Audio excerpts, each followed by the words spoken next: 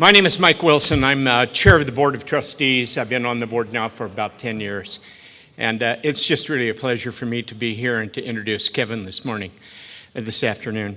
But let's start with land acknowledgement, which is a standard recognition of where we are as colleges, both physically and in so much that we do in serving the region. We are honored to acknowledge that the community colleges of Spokane and our main campuses for Spokane Falls and Spokane Community College are located on the traditional and sacred homelands of the Spokane tribe. We also provide services in a region that includes the traditional and sacred homelands of the Coeur d'Alene tribe, Confederated Tribes of Colville Reservation, Kalispel tribe, and Nez Perce tribe. We pay our respect to tribal elders, both past and present, as well as to all indigenous people today. This land holds their cultural DNA, and we are honored and grateful to be here on their traditional lands. We give thanks to the legacy of the original people and their descendants, and pledge to honor their stewardship and values. So it's really a pleasure to introduce Kevin today. For your information as a board, each year we sit down, we discuss the goals and objectives that we would like to see achieved during that year. And as you know, this past year we had a brand new chancellor to impose 8 objectives and goals onto. And it's just been really a pleasure to see great progress made on so many of them. Let me just touch on a couple. One of them was that we initiated a branding study. We did that in order to make as many people nervous as possible. And we succeeded in that, as a matter of fact. You know, what we were really doing is we were saying that there's an opportunity for greater connection between our two colleges. We might find ways in the process to simplify and standardize processes for students in order for them to access both colleges easily. And we found that the more that we could talk about bringing the colleges together to the maximum extent, we could share and change share the great programs and share the great progress that's been made in each of the colleges and share it across those colleges as much as possible. Well, the results were we didn't change any schools' names. And I think, yeah, that's okay. Go ahead and change and applaud that. But what we did recognize in the process, and it is continuing, and Carolyn and a number of people and the presidents and Kevin are really working on the rollout of how we can make that branding study really represent what we hope to achieve as we set that as a goal. We also set for Kevin a goal to work a little more closely on standardizing and maybe improving the budget process that we have within the colleges. We've done a really good job. The leadership under Christine and now Kevin have done a really good job in managing the finances of our organization. And we've also asked them to come up with a way to make certain that we have clear definition of the various funds that we have, how we use those funds, and then how we take the money that's in those funds and to invest it in a manner that is the most advantageous to the colleges. And in fact, that we've moved ahead on that, and there's been an investment firm now identified, and there will be a distinct investment standard set for the funds and the uses of funds for each of the colleges and the system. We also wanted to strengthen the outreach to our business community. The business community is really out there looking to the colleges, both historically and into the future, for the training of their workforce. And so whatever opportunities we have to strengthen that relationship is best. Kevin has moved ahead with identifying a vice president for workforce.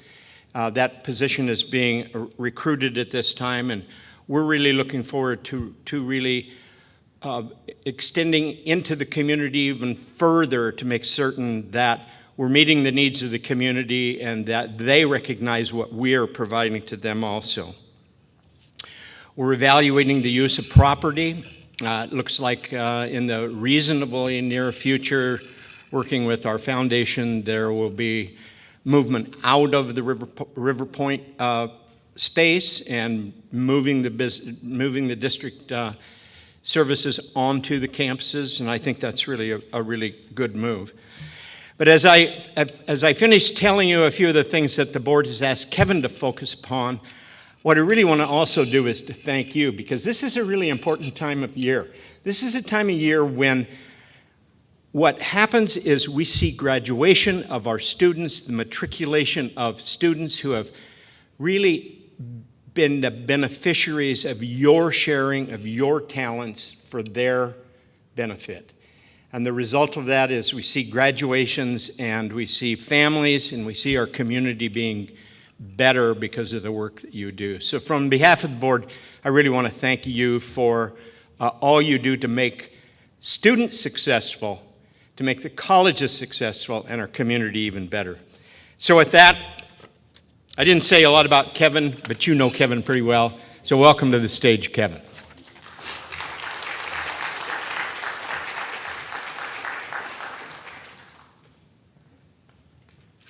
All right, good afternoon, everyone. Thanks for being here. I want to thank Mike Wilson, too, for super complimentary introduction of me. But the one thing I will say, too, is I was sitting there listening to him say, Kevin did this and Kevin did that. Kevin didn't do, actually, any of that stuff. The budget stuff was done by the business office and leadership of Linda McDermott and our cabinet. The property and the decision and the work to work with the foundation on moving out of the building was done by Carolyn and I and Linda and Carrie Culver and the foundation board. And it goes on and on.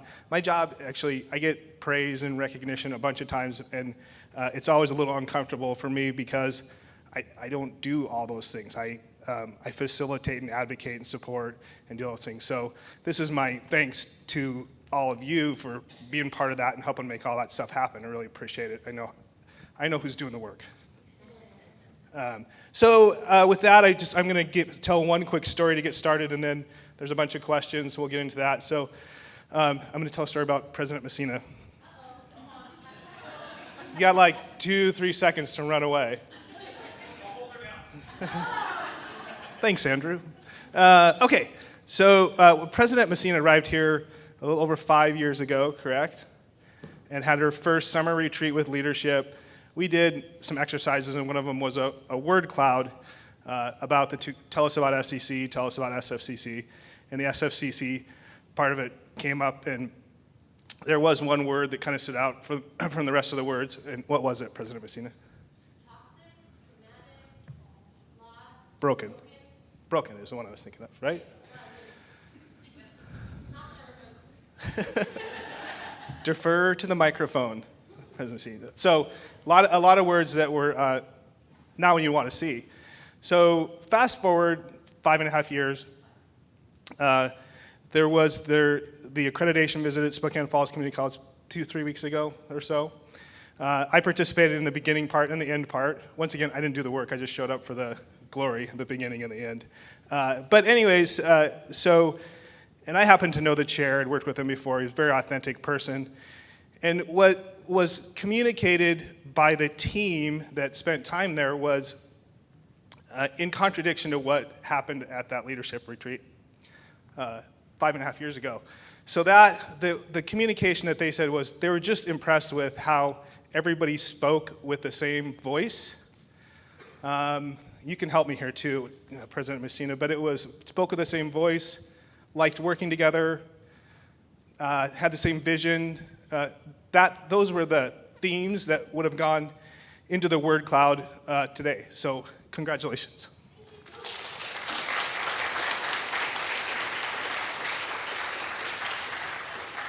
And that's a reflection of leadership in that, but it also is a reflection of everybody on campus buying in. And so that's a huge change in education terms in a short amount of time, right?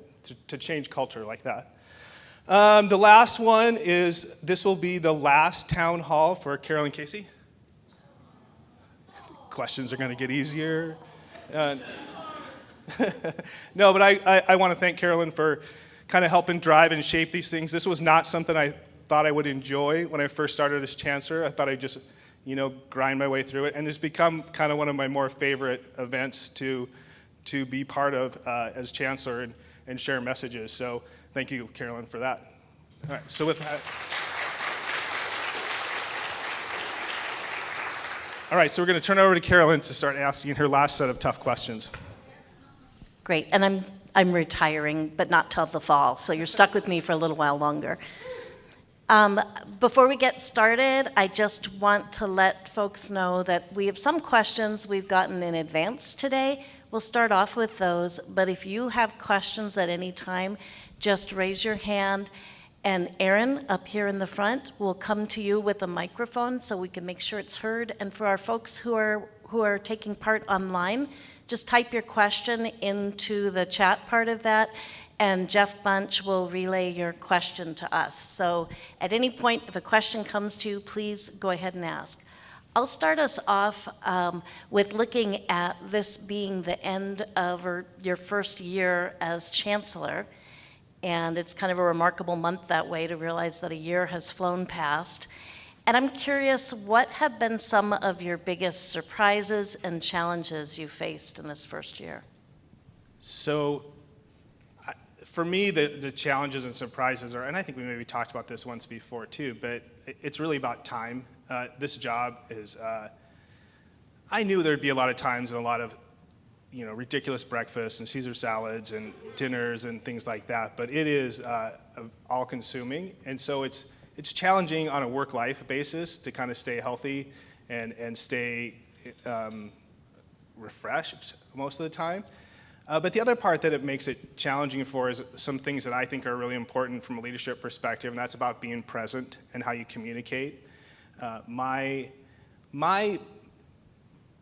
development as a leader started at a college that was like 1,000 FTE. And so you might imagine any conversation you wanted to have, you just got up and walked down the hallway, right? We didn't have to write long, elaborate, loaded emails that you triple check to make sure you didn't say the wrong word. You just go down there and talk to somebody. And I still was able to do that for many years here, but that is really, really hard from a chancellor's perspective with the two colleges and the geographics of where the district office is. And I think I'm still not quite built the communication model and the rhythm of where I want to be present and when I want to be present with kind of an overwhelming set of things that are happening now. A lot of searches in the reorganization, a lot of changes in our organization, along with the regular things we have going on. It just makes that not quite there yet. So I think that for me, that's the biggest challenge that I'm uncomfortable with. But I know I'm going to resolve that going forward. And then the other thing too is just how political everything is that comes in this position, and working with politics and people in the community and how careful each answer has to be. I can't have road rage anymore, little things like that. But just how sensitive sometimes topics can be and how careful I want to be in wording and what I say so that what I truly mean comes out in a clear way. But that's the first part of it. Thanks. I think we're all glad that you can't do road rage. Just going to put that out there. That was never an issue. Yeah. So you mentioned the reorganization, and in an earlier town hall, you unveiled or talked about your vision for the reorganization. How much of it has happened and what's still ahead? I think probably half of it's complete, and then I think the thing that's most visible at this time is the search committees and the hiring and the candidates and all those different things coming through. And that's actually put more of a strain on the entire district than I would have kind of imagined. And some things, some of those searches just haven't completed yet. So we're in a situation where we're doing a lot of searches, regular faculty searches, executive searches, and then at the same time trying to transition some work from one person to another as they're starting to phase out of their work. And so, it's about halfway through, and I think that's one of the other challenges is things don't go as fast as I want them to. And I think that's higher ed in general, but really want to get that whole team put together so that some of the things we continue to talk about are things we can put into action and we can empower people to do that work. That's the fun part of being at a college and being part of a team and being part of helping students is when you really get to move things forward. And I think we're still building some of the framework, which is not as inspiring. Well, so I know the search process is still underway, but one of the real new and innovative ideas in the reorganization was having a vice president for workforce. If that's wildly successful, what does that look like a year after that person starts? What that looks like, okay, so I'm going to go off the tracks here for a second.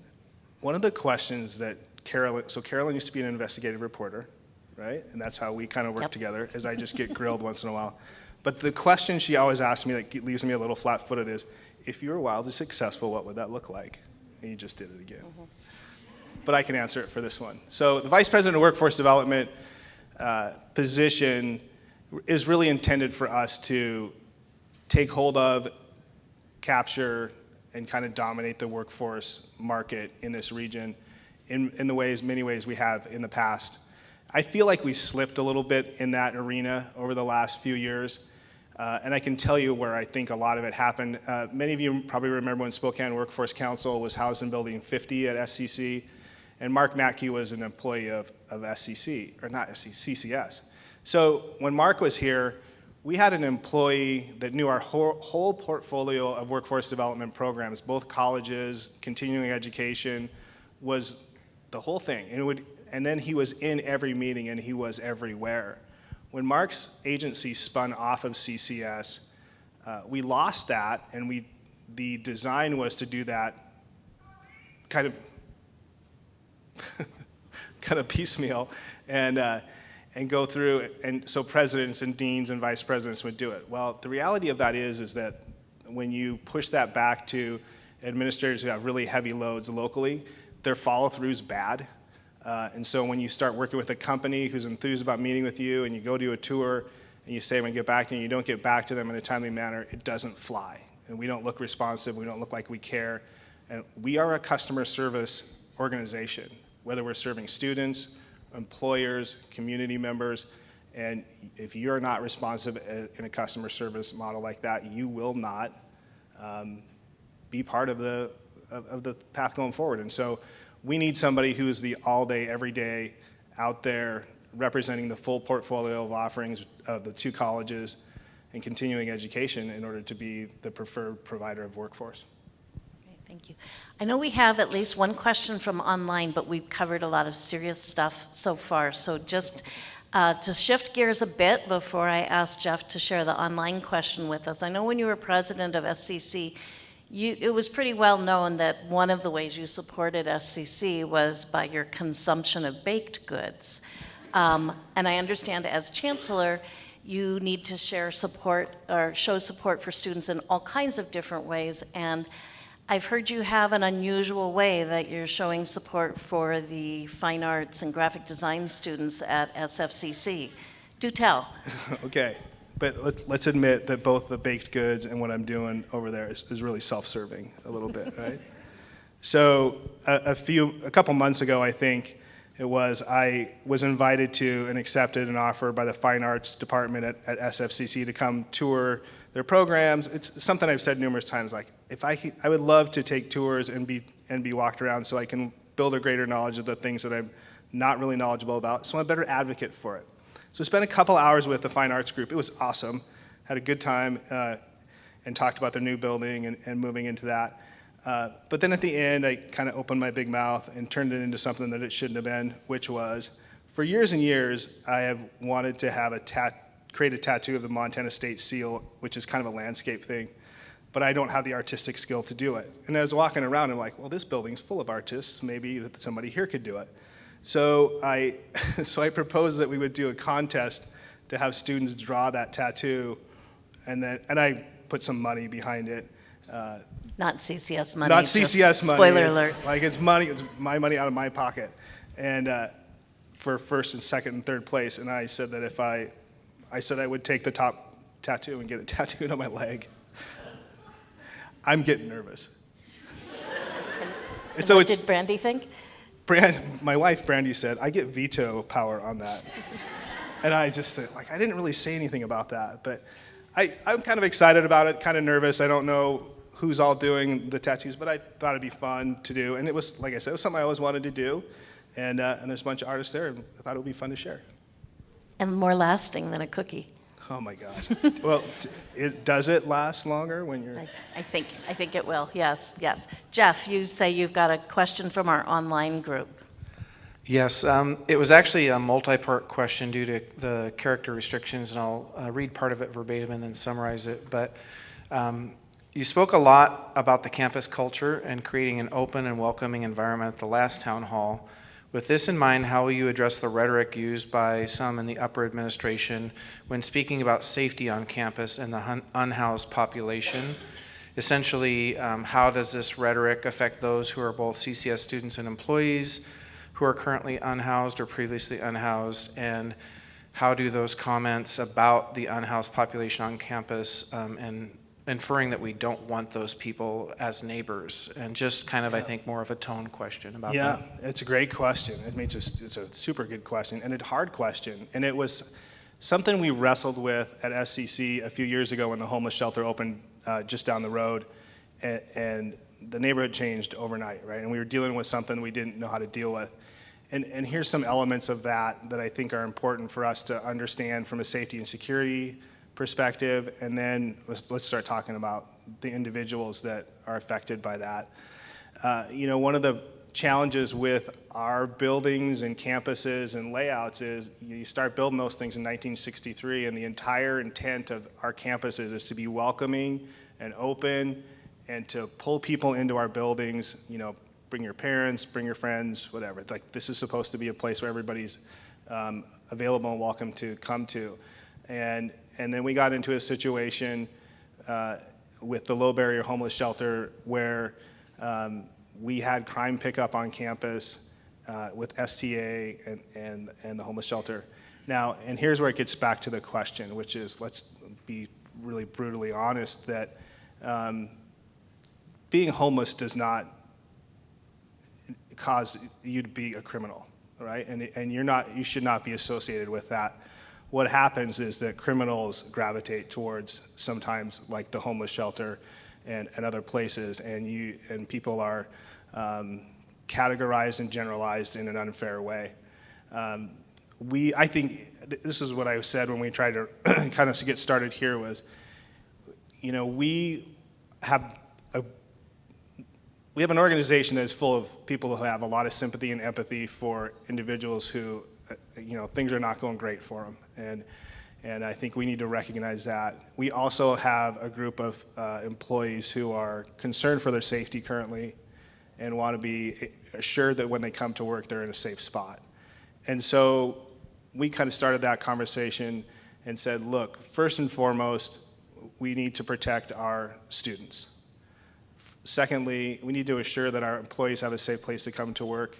And number three, that we protect the sanctity of the teaching and learning environment, right?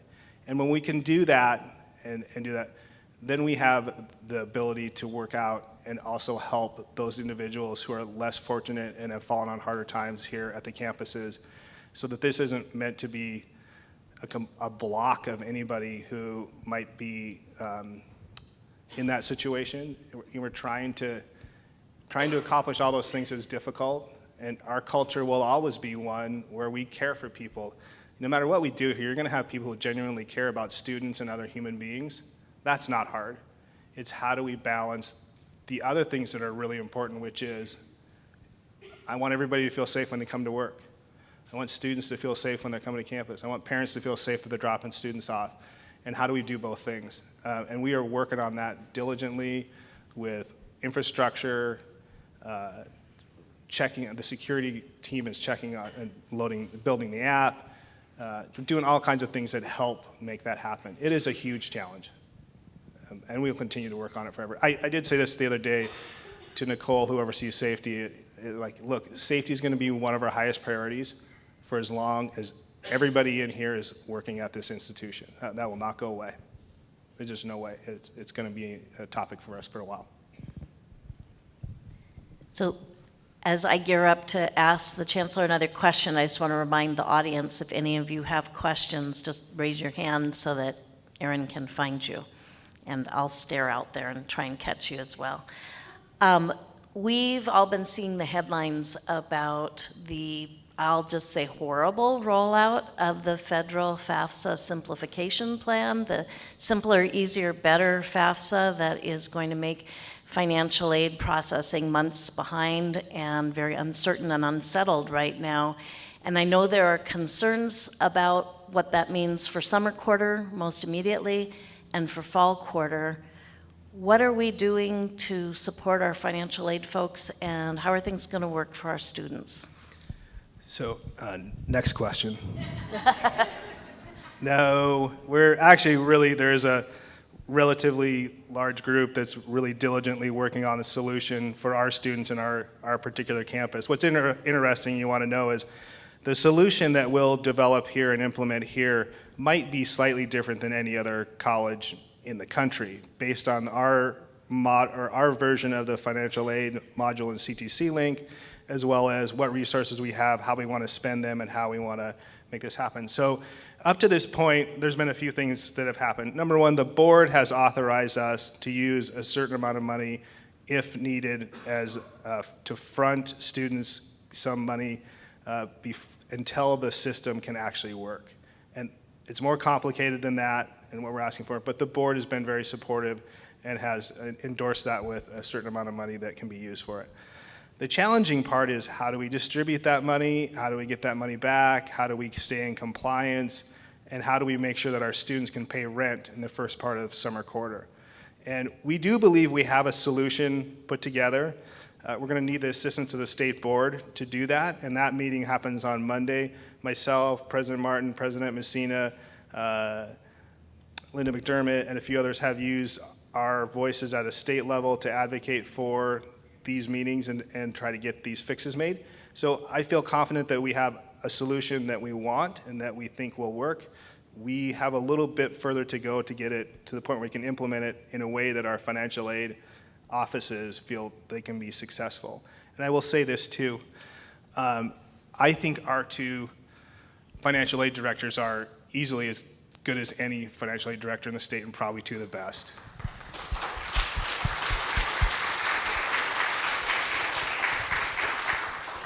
And not only are they great, but they're great because their assistant directors are of the same caliber, and they grow those people there. So we have two incredibly good financial aid offices which will serve us, but it does not matter how good they are, this is going to be super hard for the staff and for anybody around them. So there are also, both colleges have started to set up systems that will defer some work away from those offices, so at the time comes when we start packaging those things, there's more bandwidth there, and we're going to buy them pizza and ice cream and whatever else makes people feel good. But we're going to, part of the plan is not just how we get money out the door, but how we're going to take care of that financial aid staff under what's going to be a really stressful time. Great, thank you. And I think we have another online question. Yes, we are entering an election year which historically has led to violence against certain communities and marginalized groups. What do you think is the role of colleges in politics and civics, and how can we maintain safety while also encouraging community discourse? Yeah, that's a great one too, and something that seems to be coming up every day in one way or another. So what I think the role of the college is that, historically, America's colleges and universities have been a place for civil discourse, right? It's a place where you should and could have free speech, express your thoughts, feelings in a way that is appropriate, and I think it's fine that we continue to do that. Does that make me a little nervous based on some of the things that have happened at other college campuses? Yeah, for sure, and it should. But if we look at the practices and policies and resources in place that we can use to make sure that events that happen on our campus follow a certain set of rules that are designed to keep people safe and also protect free speech, we're going to be okay. We're luckily also in one of those positions where Gonzaga and WSU are more attractive places for demonstrations that attract media. We have had very few of those over the years. In fact, kind of none over the last couple of elections. But I don't think that's a great a great strategy is just hoping it doesn't happen here. There's going to be some of that going forward. We have a great security team and a great group that watches that carefully, and I know by being part of it in different election years, we should be okay. But we need to play our part, but do it in a way that protects everybody around us. And it looks like Aaron's heading toward a question in the audience. Hi, Dr. Brockbank. Jason Eggerman, psychology faculty and AHEVP. One of the things I appreciated about the times when you were the president here at SEC is I felt like you not only got to know the programs here, but you got to know the people. I think probably that carries over to also staff, but I know I can speak for faculty that you know about our families, you know our hobbies, you walk around the halls and you know us. What I want to know is, in the last year, prefacing this with, I understand the chancellor can't know everybody individually in a district this size. What proactive steps have you taken to get to know and learn the people at Spokane Falls in the same kind of way that you know us here at SEC? Yeah, thanks, Jason. And thanks for introducing yourself, because I can't see your face. You're hidden away back there. Yeah, it's been, I think, one of those things I kind of mentioned earlier in a general way, is that I'm not really satisfied with how well I've done there at SFCC, going out and learning. It's easier for me when a program has an activity that I can go to. What's hard sometimes to get integrated is when I just roll over there and walk through. There's certainly a couple places, presentations that I've been part of, and gone to some programs and experienced those. And those have been super great. And the fine arts thing is another example. But I'm actually, and will continue to ask for times and places where there's valuable things to share and learn as part of that campus. I would love it if I was 100% balanced between the names I knew at one college versus the other, and that takes a little bit of time.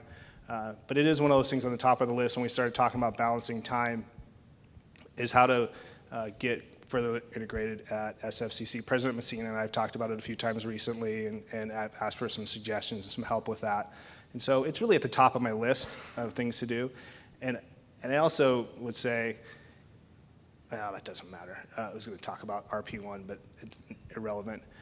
So I'm looking for more opportunities there. I think out of a couple of these town halls, I've gotten invites to program activities, and I love the invite, and I will do everything I can to show up for that. So the academic programs in particular have been pretty awesome. So I know some, but it's not enough for me at this point. Great. Aaron, do you have another question? Great, thank you. Hi, I'm Katie Smith. I'm an admin assistant 3 for the student life department here at SEC. SEC has recently gone through some executive recruitments that have been a little bit shocking to all of us in terms of not picking an internal candidate or not giving them a chance to at least interview in the finalists. Can you speak to that a little bit, your experience, if you've decided to change the hiring process, if you want to look at a non-biased reporting system, any of the issues that came up from the latest recruitment that you can speak to? So I didn't hear all the question. I don't need you to repeat the whole thing, but can you get to the first part of it again a little I just bit? want to hear your thoughts about the hiring process. We most recently did the VPSS and the president search. Initially, Yep. we didn't give the internal candidates an option to interview as a finalist. Then we did for the second one, Yep. the VPSS. We're in a similar, Yeah. just any of your thoughts to that, and if it made Yeah. you change the hiring process, think about changing the hiring process.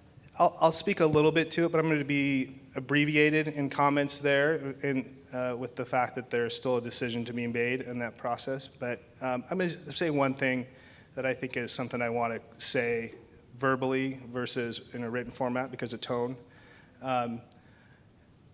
There have been comments or narratives created about the search committee and the work they did.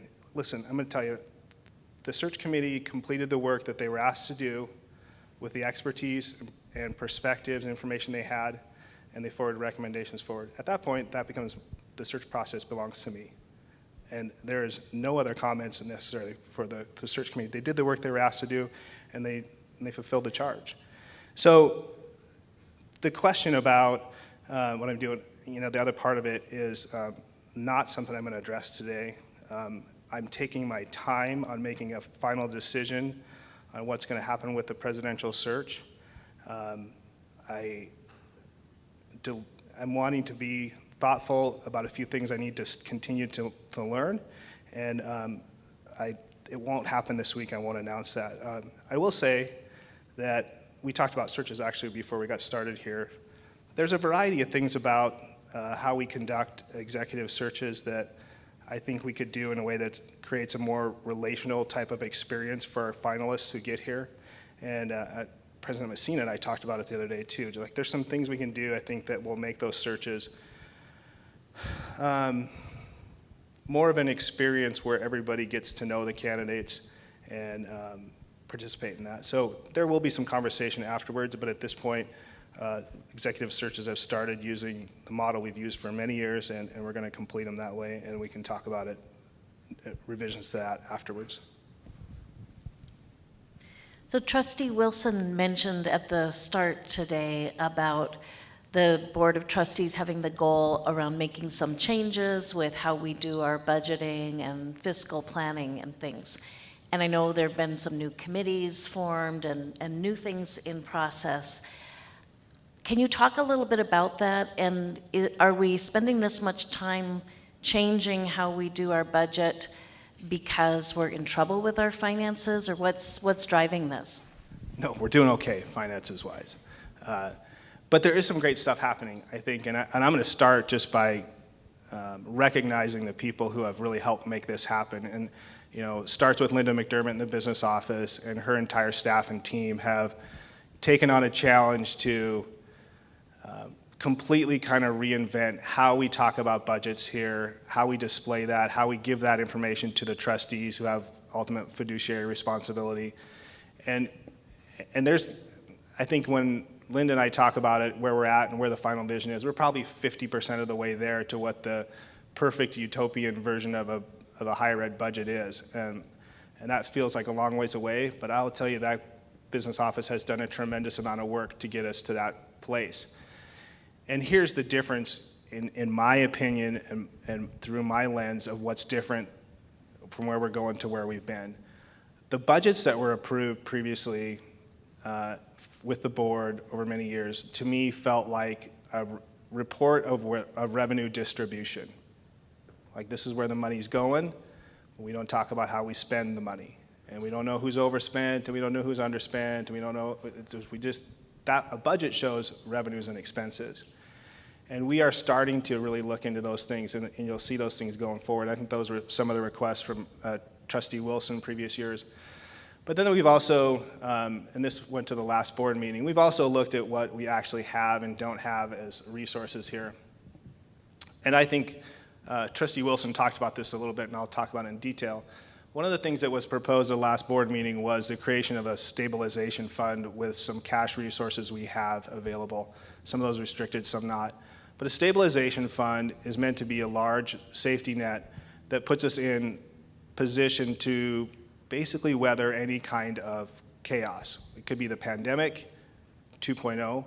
It could be a reduction in funding from the state allocation model, which is almost certain to happen. It could be a loss of revenue streams in the upcoming legislative session, which there's the writing on the wall for that as well. There's a lot of things that we see on the horizon of like, gosh, how are we going to survive a 10% reduction mid-year? That always ends up being placed on individuals and positions.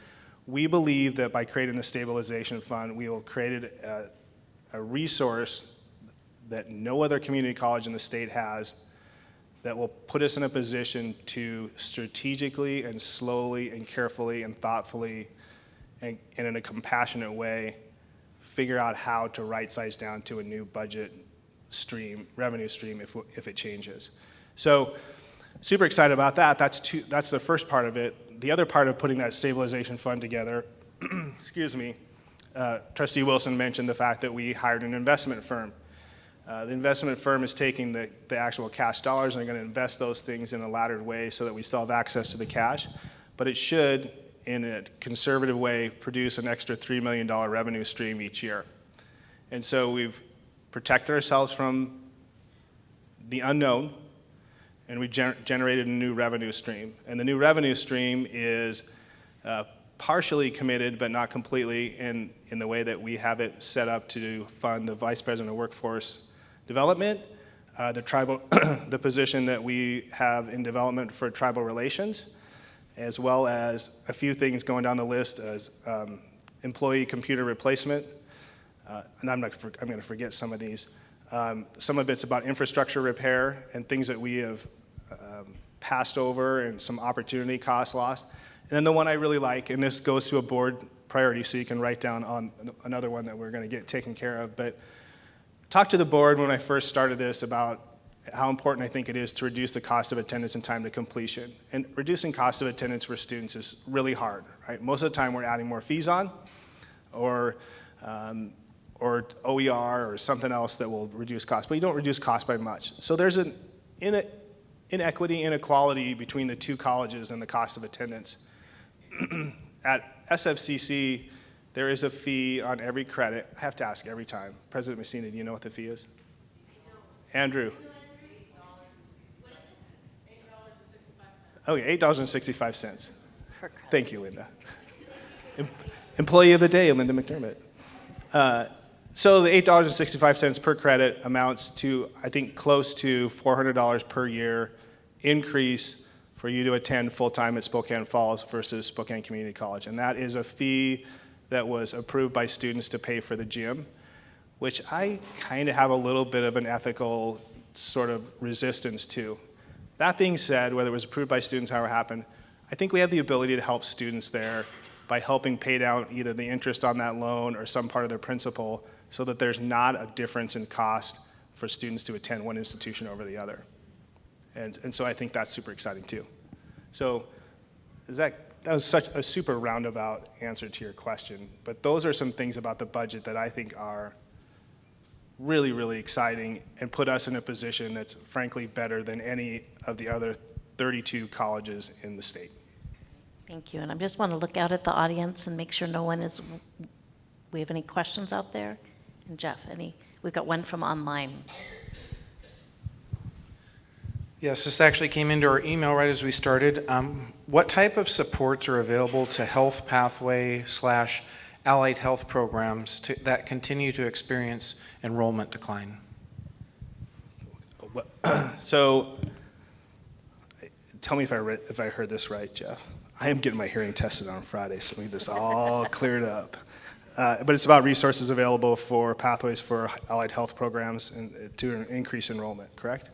So I think one of the best things that happened, a very important thing that happened last year is Carolyn's team and some others worked with the TLC and Kettle, the two college campuses, on a presentation on how do you access resources for marketing and how do you do that to get your program promoted and out there, and what are the tools?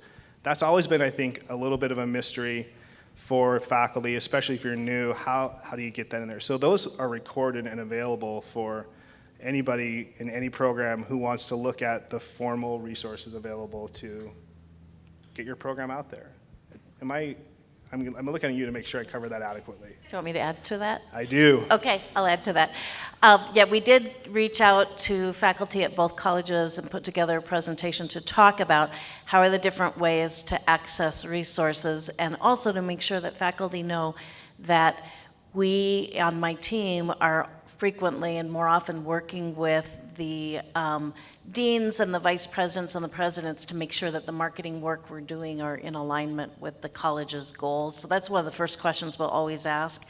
But faculty should never forget that their voice as the professional who is passionate about their field is one of the strongest selling points they have for their program. So when faculty members are out there, either when the colleges have the different recruitment fairs or out in the community or out talking to people about their field specifically and why it is exciting and a great choice to make, that is more powerful than any billboard or any ad we can possibly do. So I just think we always need to remember the power and value of the voices of our faculty in telling the stories of their program.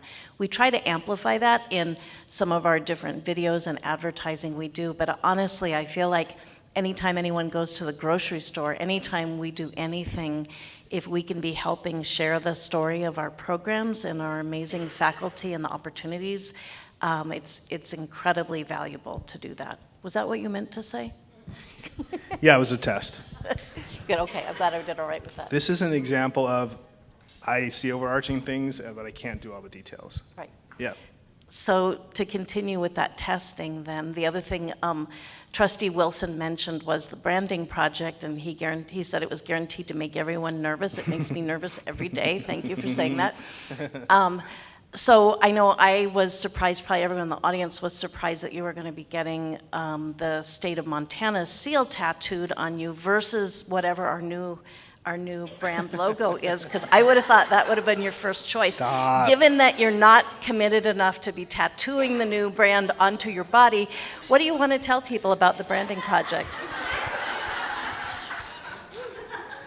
I knew that this would come at some point, but not here today. So feels like I'm getting pressured into another tattoo. Okay. So the branding campaign is, I think, has gone really, really well. And despite Mike joking about scaring everybody at the beginning, there was a lot of real nervous feelings about what the branding campaign could do to identities that, especially many of us internally have an association with and a connection to, right? Like those of you who are around during the time where the IEL was consumed by the two colleges, the loss of the IEL identity is bothersome to people and still is to this day. And I've worked at another institution where that happened too. So there really was some worry about that, and there were some tough moments, honestly, getting us past that. But we got to the right place in the right way by looking at some examples that were not the right solution. And so we came to the Spokane College's solution as overarching, and then keeping the two college names. And I think we felt great about that. And felt great about the fact that it was very research-based, focus groups, surveys, tons of information, and the information we got out of that, and the way that it was presented to us in the second phase as kind of a mission, vision, who we are thing. I said this in the meeting, I was probably overly fired up, but to me it felt like the most accurate description of our colleges that I've ever heard. Like, they just did this tremendous job of the words they use. So parts of that, I'm really excited for that to go to the board and be approved. But we are at this part where that I think might be deceptively the hardest, which is logos, right? And because everybody's got an opinion. And we've gotten to the point where the creative team has done a bunch of work and narrowed it down to some different options, and then we put it to the executive team, which is myself, President Messina, President Martin, Carolyn, and Trustee Glenn Johnson, and Trustee Todd Woodard.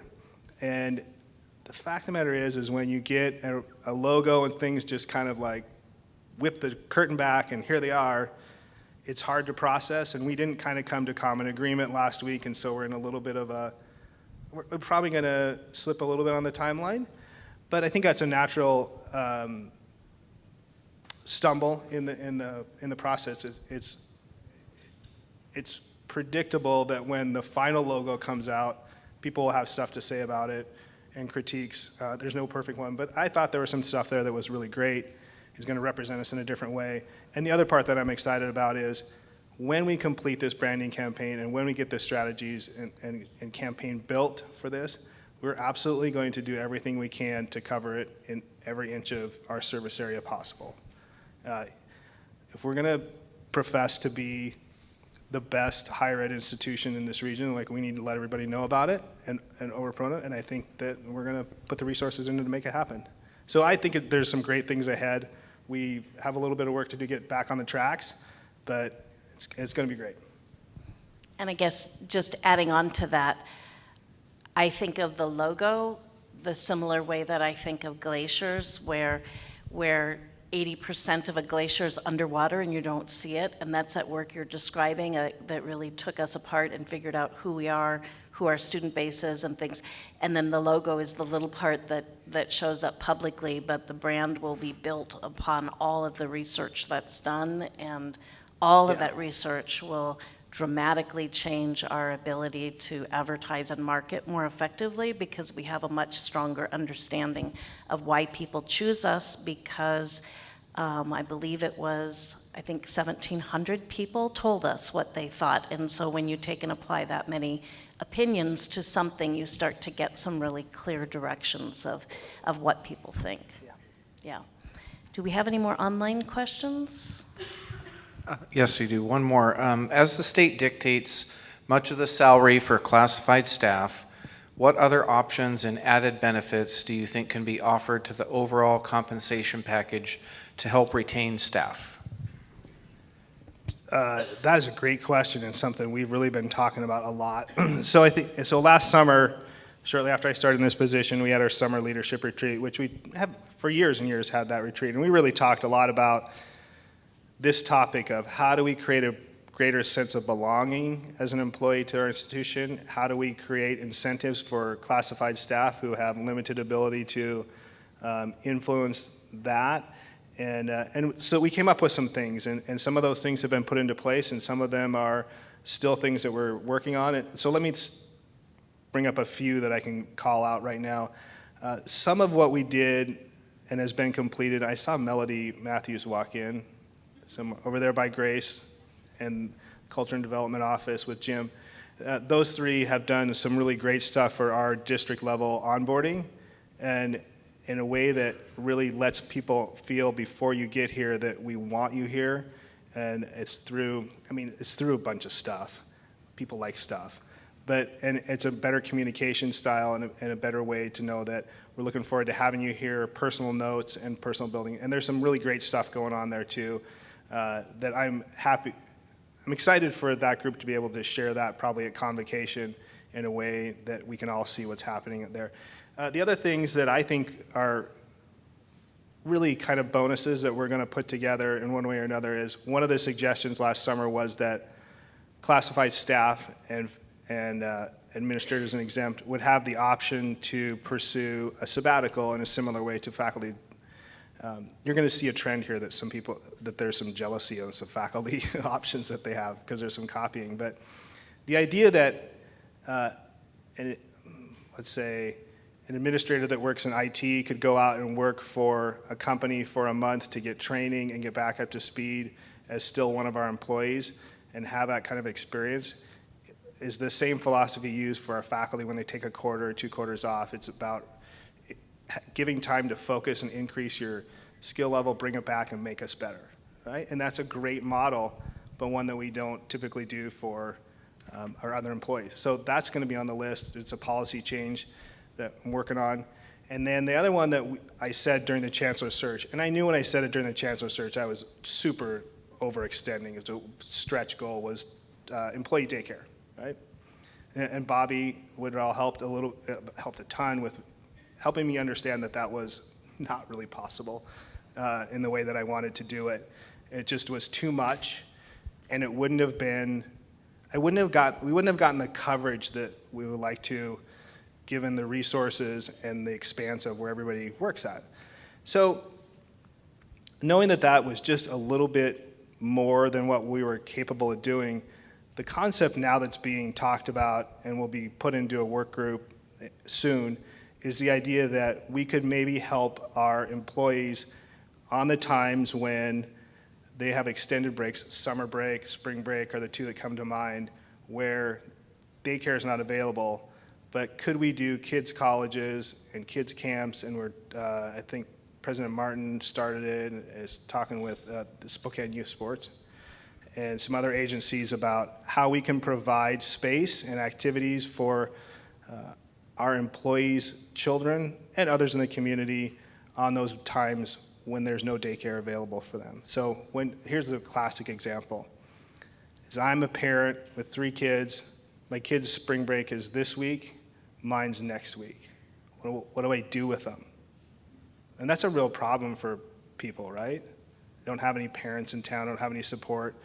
But is there a way that we can develop the kinds of camps that can help them get integrated to learn about what college is like, but also give a reduced and supported rate for our employees to have their children there in a safe and good environment?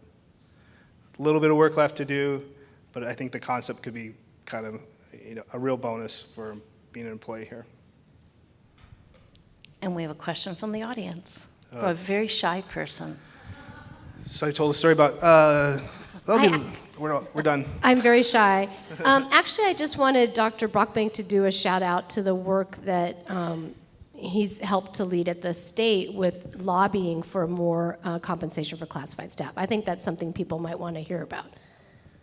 Which lobbying did I do? As part of our legislative advocacy that we as a system are pushing. Yeah, the compensation. Mm-hmm. Yeah, I think one of the things I have really liked about this job that I would have not expected to like is the political interactions. I said earlier, one of the challenges is the political nature of everything I say. But going to Olympia and advocating for our employees and the programs we do and the results that we produce, it can be really fun. It can be really awesome, and people are super receptive to it. And so I think the part that President Messina is talking about is the COLAs that were provided to admin exempt and faculty this year, for the first time ever, were funded at 100%. And that is such an enormous improvement over what used to happen, where the state would give us a 5% raise and they would cover 60% of the cost. And the other 40% was intended to come from tuition, because we can generate our own money, which is total nonsense, honestly, because then you're passing the cost on to students in a situation where we have a bunch of students who already have fiscal challenges here. So we really put the pressure on legislatively. President Messina did a bunch, President Martin was there, and we just worked with all across the state to get that across the finish line. And now we've hopefully set the precedent that all of those COLAs will be fully funded going forward for many years to come. It was a huge, huge victory for us, and something that I think we're very proud of. And so I love that part of it, and I'm happy to be part of that victory, but there was a lot of people that worked there. One of the things, I think I've said this to this group before, but one of the things that kind of makes me laugh, but also makes me proud to be part of that effort, is on the Hill, when we have an issue in the community college system and we roll out everybody up there, they affectionately, or maybe non-affectionately, call it the CTC Army. And we move mountains there based on our partnership with the other 32 community colleges, and it makes for really effective advocacy. So speaking of money, later next week, we're going to do something we've never done before, which is we're bringing in some national professionals to help educate some of our leadership team about how to effectively tell the story of the community colleges to people who might end up being donors and might financially support our students through scholarships or our programs. You've had to step into doing some of that. You were doing some of it at SCC. You're doing more of that now. What do you think is the most compelling thing for people in the community to hear about our colleges and the work we're doing?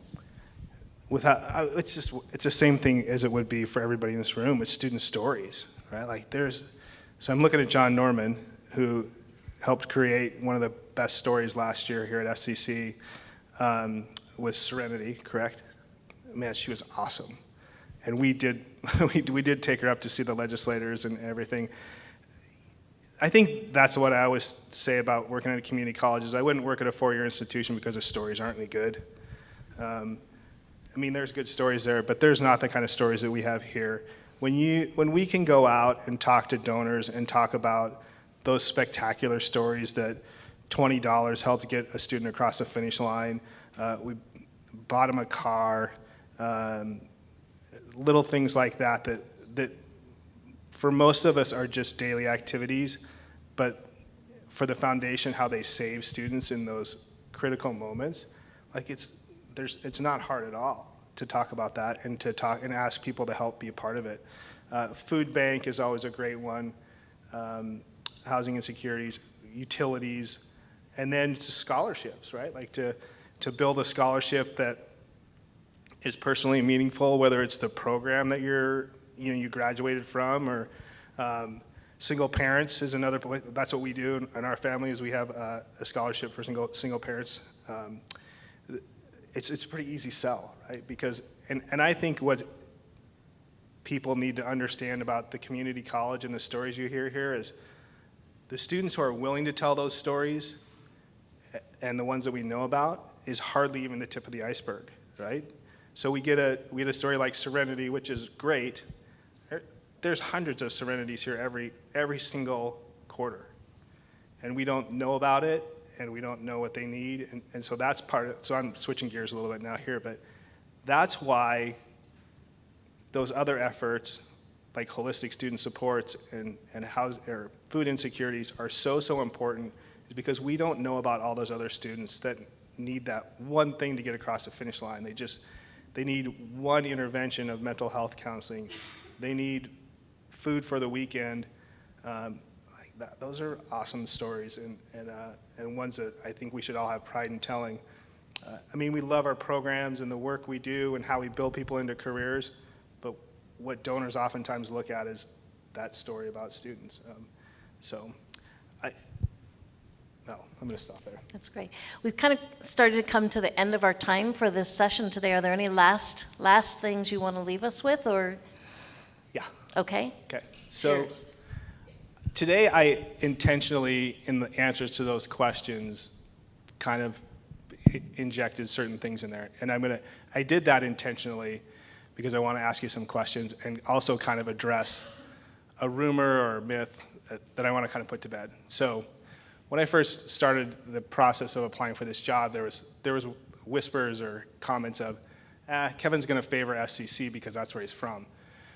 And that's kind of been perpetuated, that narrative, and moved along. And so here we are a year later, and I want to kind of address it for a second, because going forward, I want that not to be an issue. I love SCC, right? I spent a bunch of years here, know a bunch of people. Jason talked about, knowing a bunch of people. I mean, I feel the same way about the Falls. There's tremendous work that gets done there, and so I'm not going to split those things up. But so here's the test.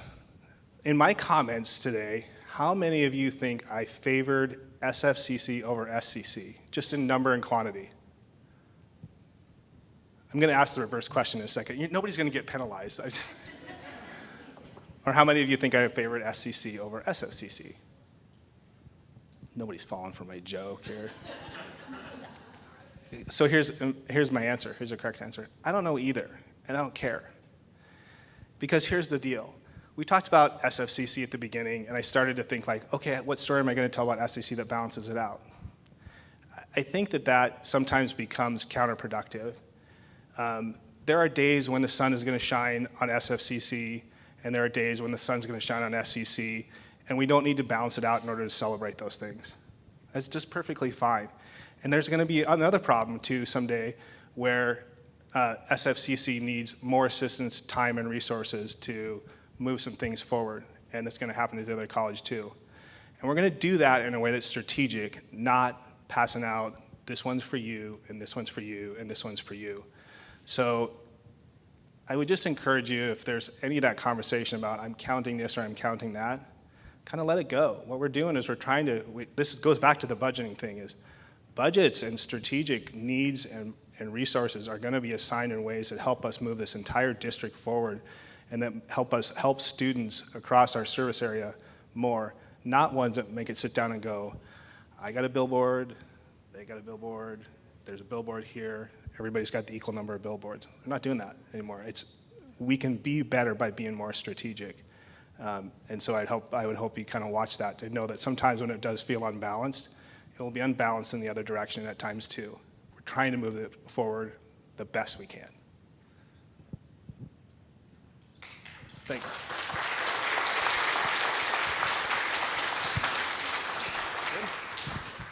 All right, thanks. Thanks, everybody.